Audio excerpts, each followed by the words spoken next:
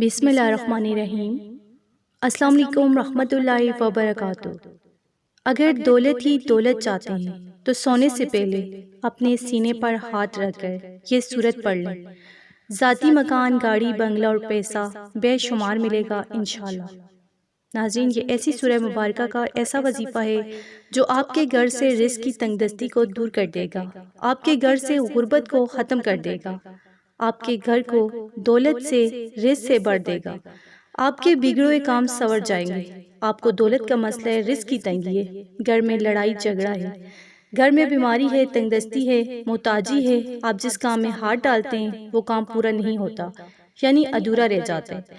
تو انشاءاللہ جب آپ اس سورہ مبارکہ کو روزانہ رات کو سونے سے پہلے پڑھنے کا معمول بنائیں گے تو آپ کی سب پریشانیاں جو ہیں وہ دور ہو جائیں گی، سب جائز حاجات پوری ہوں گی، غیب سے رزق ملنا شروع ہو جائے گا، غیب سے رزق ملنے کے اسباب پیدا ہوں گے۔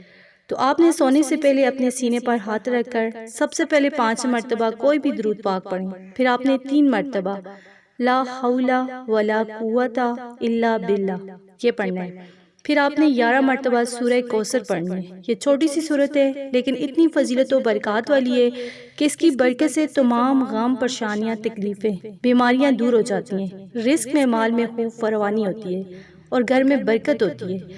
تو آپ ہی سونے سے پہلے اس عمل کو لازمی کر کے سوئیں۔ اگر آپ کو ویڈیو اچھی لگی، آپ نے لائک کرنا ہے، شیئر کرنا ہے اور چینل کو سبسکرائب کرنا ہے۔ جزاک اللہ۔